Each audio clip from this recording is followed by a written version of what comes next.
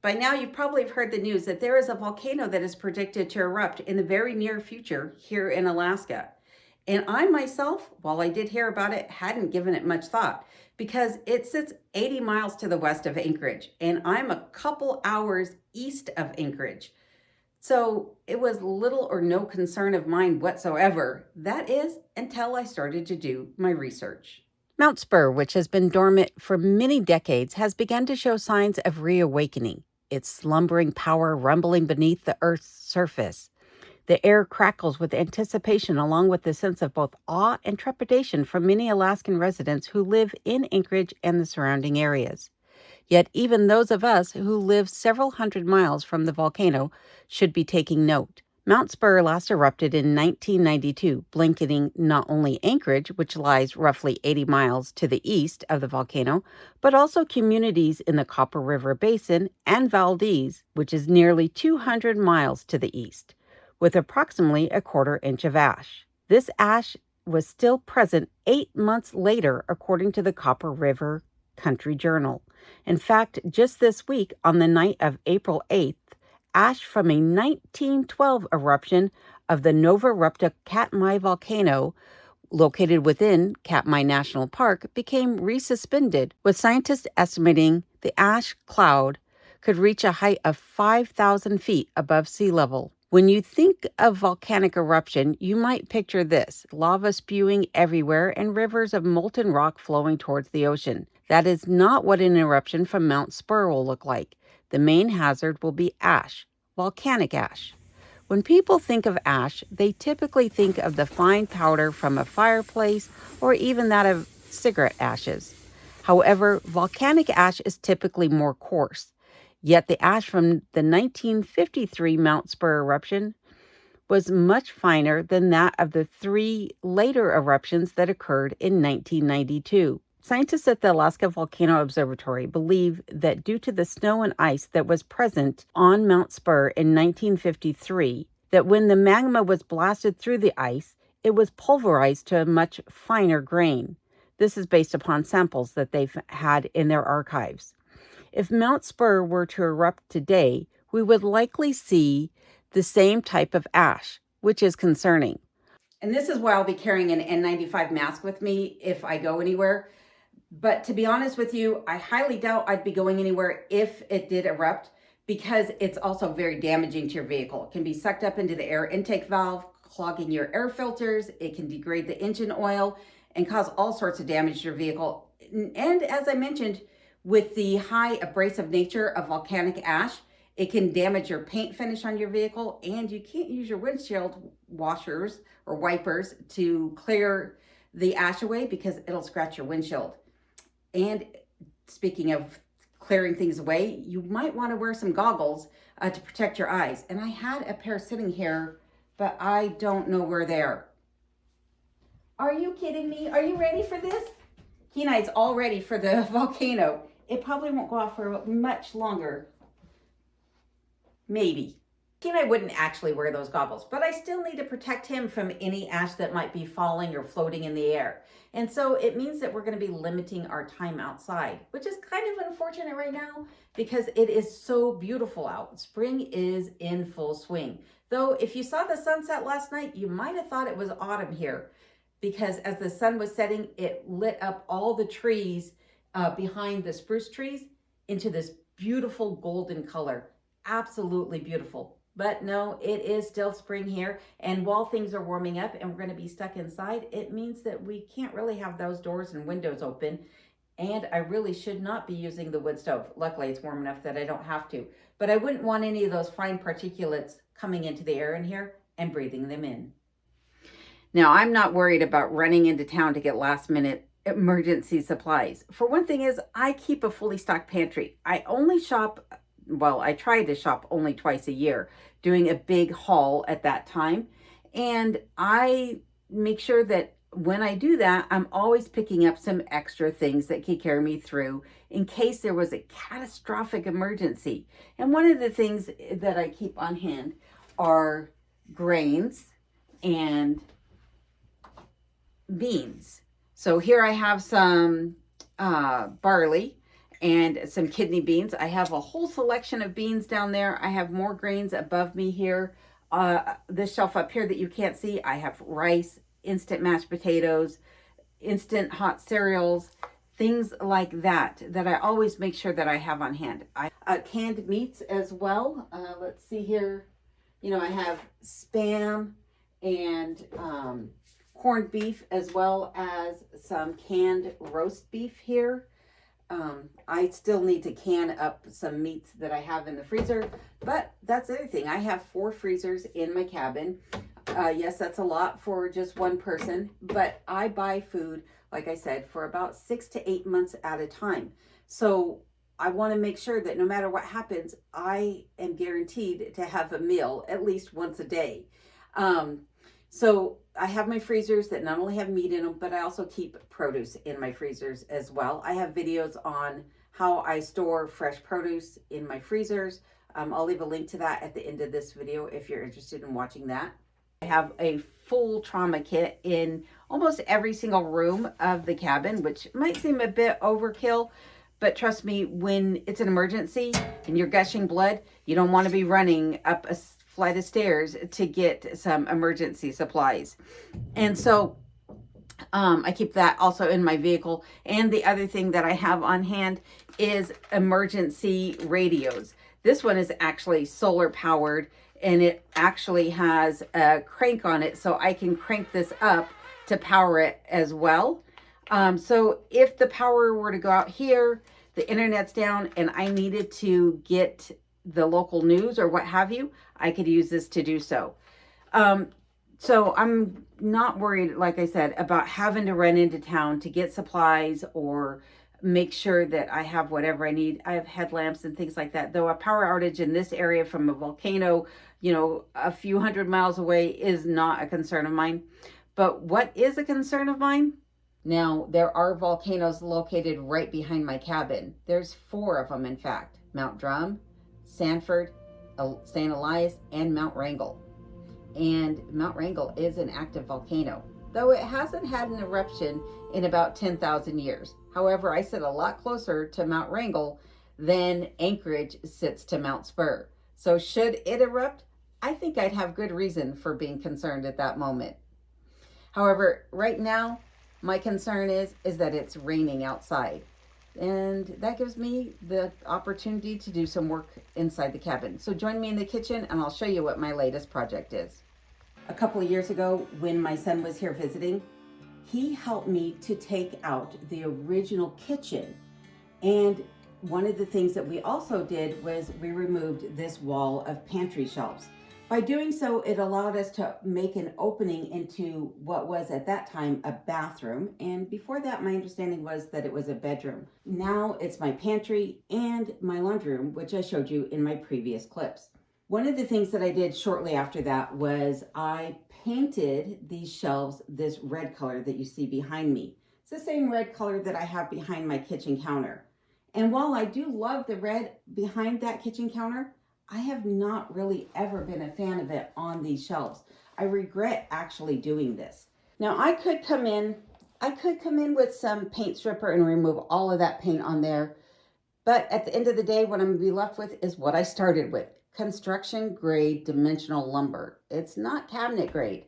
And paint stripper is gonna leave a lot of paint still behind. Considering that wood was not primed before the paint went on, a lot of that red color is going to have seeped into the grain of that wood. And yes, I could come in and sand it all down, but that's a lot of elbow grease to be left with still an undesirable look. Because even if I stained it to match the wood tone in here, at the end of the day, it's still obvious that it's just construction grade lumber. So I decided to sink in just a little bit of money into this as opposed to a whole lot of elbow grease. I'm not sure if the camera can pick up the color tone of this wood here, but it's very pink. What I have here is some very thin cedar closet lining. This closet lining is not the same thing as what I showed in my last video, which was a paper thin type of cedar. This is about 3/16 of an inch thick. It's meant, like I said, for lining closets or drawers, but it's very pink. And now it might be playing off of the red in the cabinetry, but you got to remember there's still that red wall behind me that is going to be right next to this. So the colors will play off of one another. And so I decided to stain this and try to make it look like the other wood tones in the laundry room behind here and the original cabin walls here in the kitchen. I don't know if the camera is actually picking the color tone of this wood up or not, but these are some pieces that I had stained, and it didn't matter what color stain I put on them, it always turned out to have this dark purple undertone to it.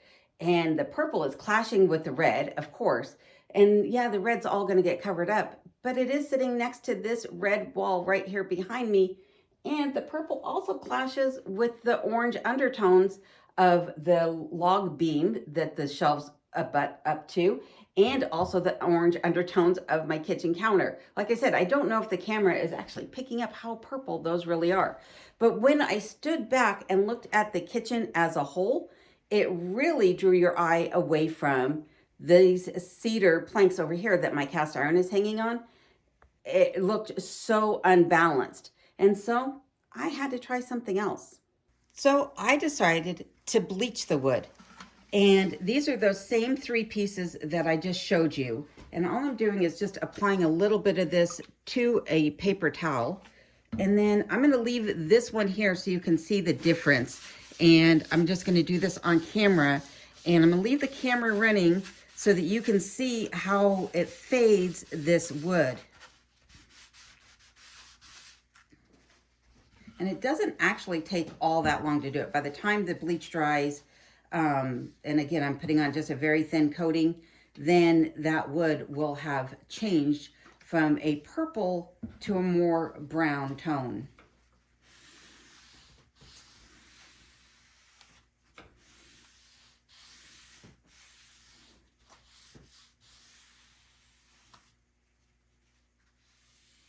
And this one has a little bit of this red right in here that I don't necessarily want to take out. So that's why I just came in with the thin band over this red stripe or purple stripe. But the rest of it is good to be bleached. I'll just go back over this one more time since I have a little excess still on my rag or paper towel.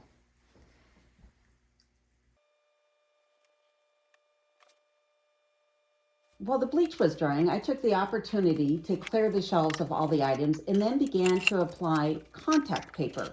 Some of the thinnest contact paper I've ever worked with, nonetheless. But what I did is I cut it to length and then I put it on the shelf, of course. The only problem I had was around the beam that runs up the side of these shelves. So I just cut a slit down the middle to the bottom where it met the shelf, and then pressed a seam in along the curve of that post and came back in with a pair of scissors and just cutting on the outside of that line, leaving myself a little bit of excess. And if I made a mistake, I made sure that that excess that I cut off, I didn't crumple up. I saved it so that I could patch where I needed to, and then just pressed everything into place and pulled it up and underneath to cover the bottom side of the shelf as well. Now you're probably looking at what I've done here because you can see brown, brown, brown, brown, and then you can see red, brown, and red again. Well, there are a couple things going on here. One is I didn't want to waste contact paper on the top of those shelves up there. I mean, I have it on hand. I have enough that I could do it, but it was also very tedious. It took me forever actually to get these shelves lined because that contact paper is so very, very delicate. It's not heavy duty contact paper by any means. Nonetheless, I didn't want to waste it up there, and I'll explain the red edge in a moment. And then this shelf is actually coming out. So the reason that I'm taking this shelf out is so that I can put my Berkey in there. I've had my Berkey sitting on my buffet here for as long as I can remember. Well, ever since I redid the kitchen, I suppose. And it is kind of not in a good position. It looks very cluttered on this buffet, and I'm really kind of done with the clutter. Having the house be in a state of construction for the past 6 to 8 months, probably actually the last 4 years, let's be honest, is kind of, I'm over it. So I want everything tidy again. I want everything to have a place. And so this I'm removing from here, and I'm going to put it in the shelves. Now these shelves are 9 inches deep, and I believe that this is exactly 9 inches across as well. And down below the shelves is where I store my bucket for dumping my dishwater and what have you.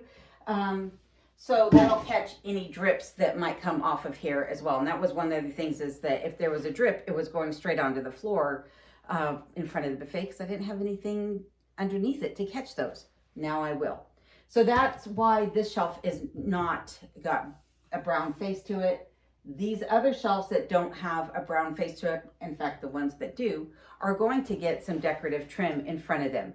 So I'm going to begin applying all of the cedar boards into here, and then I'll come back and I'll show you exactly what it looks like before I begin to apply all the trim.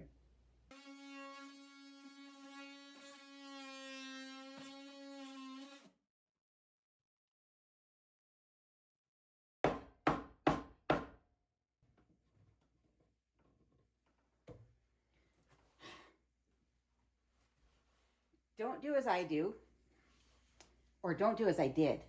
Again, my infamous, oh, I'll just nail everything together. I probably should have screwed these, but the nail gun was easy.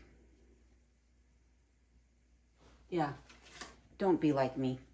Be smarter. Well, as you can see, I managed to get the shelf out finally. Though there is a bit of it still remaining inside of this log. Don't worry about that. It'll get covered up. It'll be just fine. But I had to cut around the nail that was in here. There's a knot running right through here, and I could not get this out. No, not. I know everyone hates when I use words too many times, but that was unavoidable. But I cut around the log to beam here to get this out. And I also had to cut this side off in order to have some maneuverability here. But it's out, and that's what matters. So now that I have that done, put that down where it won't fall over. Now I'm just going ahead and tacking in these cedar strips. And all I'm using is my pin nailer. I have 3/4 inch pin nails in here.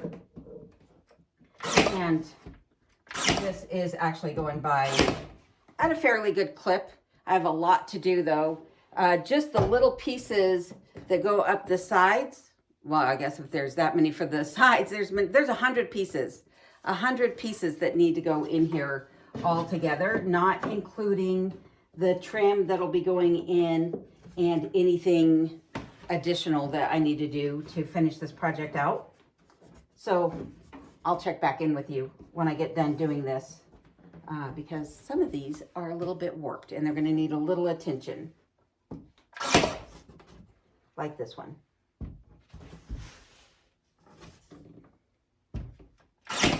While I continue to work on the shelves in the background, I thought I would take a moment and share with you some of the wonderful things that have been sent to me recently, and also ask a favor of you guys. If you could just double check and make sure that you're still subscribed, if you're a subscriber to this channel, because I've gotten some notifications from people that they have been unsubscribed, and they didn't do it. Well, if I'm not doing it, because I can't touch your subscriptions in any way, and you're not doing it, then it's something happening in the background. So if you could just double check your subscriptions to this channel, I would greatly appreciate it.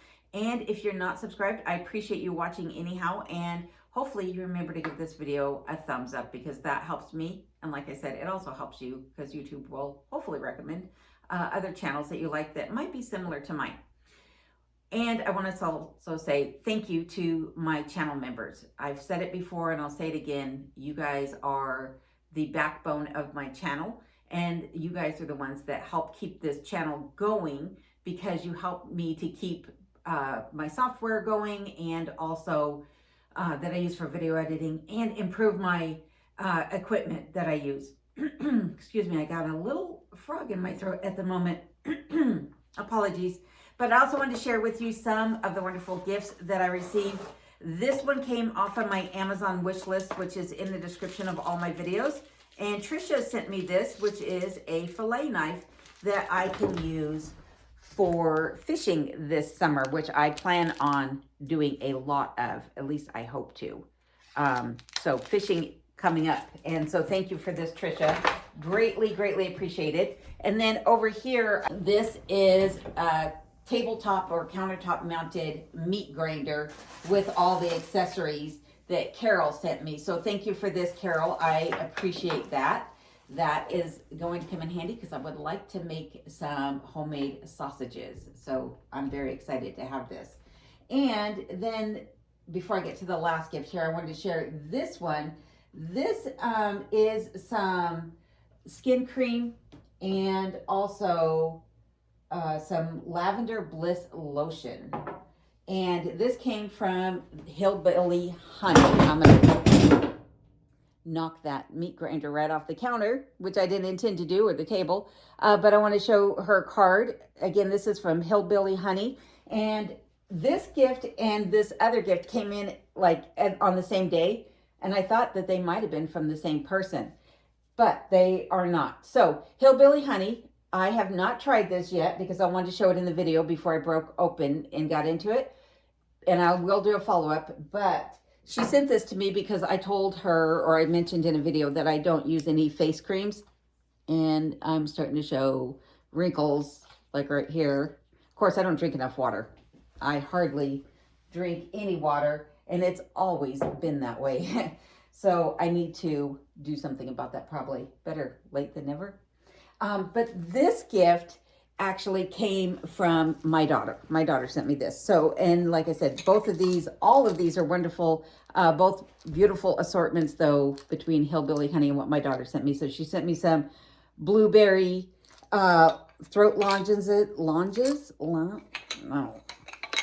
I'm not even going to attempt to say it. And some raw honeycomb, some caramel, soft caramel chews, which I absolutely love, and some little wooden spoons and some dish towels in this cute little basket. So thank you. I really appreciate it. What do you think? Big improvement? I think so.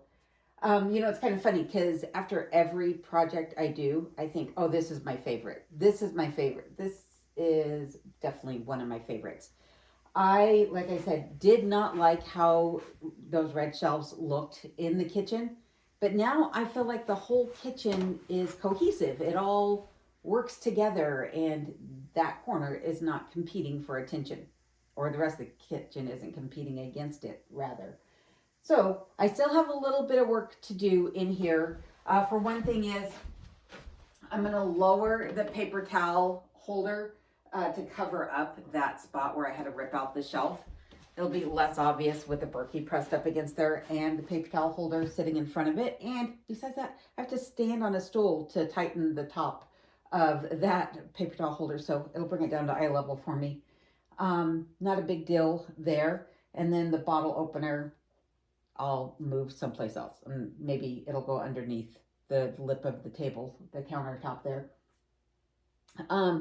But I am absolutely very, very happy with how this turned out. And I'm happy that you stuck around to watch the process and listen to me ramble on about the volcano that may or may not erupt any day now. If it does, I'm sure you guys will be the first to tell me about it because I'm not really one to follow the news. Anyhow, thanks for joining me today. And please stay safe, take care, and don't get caught up in the news yourself. And I will see you in the comments, and I'll be back next week. Promise.